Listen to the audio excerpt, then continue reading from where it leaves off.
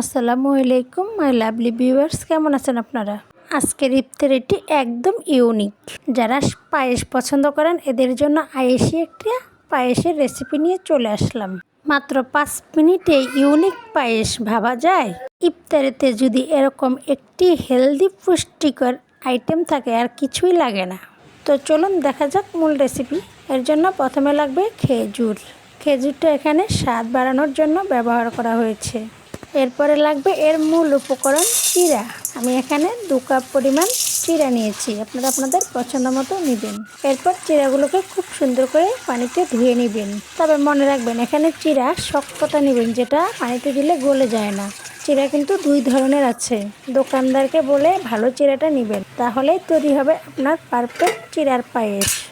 তো ধোয়া শেষ হওয়ার পরে একটি পাত্র বসিয়ে দিলাম চুলায়। এতে দিয়ে দিব পর্যাপ্ত পরিমাণে পানি। আমি এখানে 1 লিটার পানি ব্যবহার করেছি। এরপর এতে দিয়ে দিলাম 2-3 টুকরা তেজপাতা, এলাচ, দারুচিনি। এগুলো আপনার পায়েসকে সুঘ্রাণে পরিণত করবে। এরপর দিয়ে দিলাম স্বাদমতো লবণ। এরপর দিয়ে দিব লাল চিনি। আপনাদের কাছে লাল চিনি না থাকলে সাদা চিনি দিয়ে রান্না করতে পারবেন। আমি এখানে 6 চামচ লাল চিনি ব্যবহার করেছি 2 কাপ চিরার জন্য। বিশ্বাস করেন, এত সহজে এত অল্প উপকরণে আয়েশি পায়েস এর আগে হয়তো কেউ দেখেনি। এতটা মজাদার হয়, মাশাআল্লাহ। আপনারা বানিয়ে খেলেই বুঝতে পারবেন আমার কথা সত্য কিনা। সত্যি এই পায়েসটা রান্না করতে সর্বসা করলে 5 মিনিট লাগে। পায়েস প্রেমী আপু এবং ভাইয়ারা যারা ঝামেলার ভয়ে পায়েস খেতে চান না, তারা এখন থেকে এই রেসিপিটা দেখে পায়েস খেয়ে নেবেন। তারপর পানি ফুটে উঠলে এর ভিতরে ধুয়ে রাখা চিরাগুলো দিয়ে দিব। বিশ্বাস করেন, একদম মুখ গলীয় একটা স্বাদ। এটা আপনার স্বাভাবিক পায়েসের চেয়েও বেশি মজাদার হয়, একদম ক্ষীরের মতো।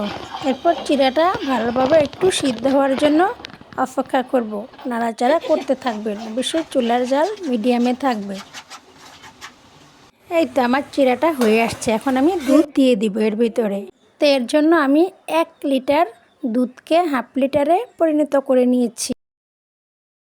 আপনারা হয়তো দেখেই বুঝতে পারছেন কোন পর্যায়ে আসার পরে আমি দুধ দিয়ে দিব। দুধটা দেওয়ার পরে খুব বারে বারে নাড়তে হবে, নচেত তলানিতে লেগে যাবে।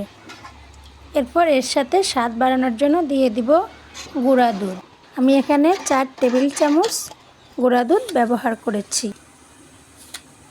আসলে চিরা তো স্বাস্থ্যের জন্য এমনিতেই ভালো, তার উপরে যদি এতগুলো উপকরণ দিয়ে রান্না করা হয় তা তো স্বাস্থ্যের জন্য উপকারী। তার ভিতরে রমজানের স্পেশাল হিসেবে এটা আপনাকে এতটাই প্রশান্তি দিবে বলার বাহিরে।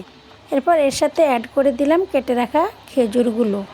খেজুর দেওয়ার কারণে চিরাটা আরও স্বাস্থ্যসম্মত হয়ে গেল এবং পুষ্টিকর হয়ে গেল। এটা রোগী থেকে শুরু করে ছোট বড় সবার স্বাস্থ্যের জন্য অনেক উপকারী এবং হেলদি একটা রেসিপি। এরপর এতে দিয়ে দিলাম কিছু কিশমিশ। ব্যাচেলর ভাইয়ারা, প্রবাসী ভাইয়ারা, তারাও এটা ট্রাই করতে পারবেন, এতটা সহজ রেসিপি। আমার এক প্রবাসী ভাইয়া বলেছিল সহজ রেসিপি দেওয়ার জন্য। ভাইয়া, আপনাকে বলছি আপনি এই রেসিপিটা ট্রাই করবেন, একদম সহজে আপনি পায়েস খেতে পারবেন। এতো কিছুক্ষণ নাড়াচাড়ার পরে এটা এই রকম ঘনত্বে চলে আসছে, তাই আমি চুলা বন্ধ করে দিলাম, কারণ এটা ঠান্ডা হওয়ার পরে আরও ঘন হয়ে যাবে। এরপর ঠান্ডা হওয়ার জন্য ফ্রিজে রেখে দিলাম। তো ফ্রিজ থেকে বের করে ইফতারের পূর্ব মুহূর্তে ঠান্ডা ঠান্ডা উপভোগ করুন পুষ্টিকর হেলদি চিরার আয়েশি পায়েস। আমি এর স্বাদকে আরও আকর্ষণীয় করার জন্য উপরে একটু ডেকোরেশন করে দিলাম। এই পর্যায়ে আপনাদের কাছে ছোট্ট একটি অনুরোধ, আমার রেসিপিগুলো কেমন হয় জানাতে ভুলবেন না। অবশ্যই লাইক কমেন্ট করবেন এবং কে কোথা থেকে দেখছেন জানাবেন। তো আজ এ পর্যন্ত, সবাই ভালো থাকবেন। দেখা হবে নতুন কোনো ভিডিওতে। সে পর্যন্ত আল্লাহ হাফেজ।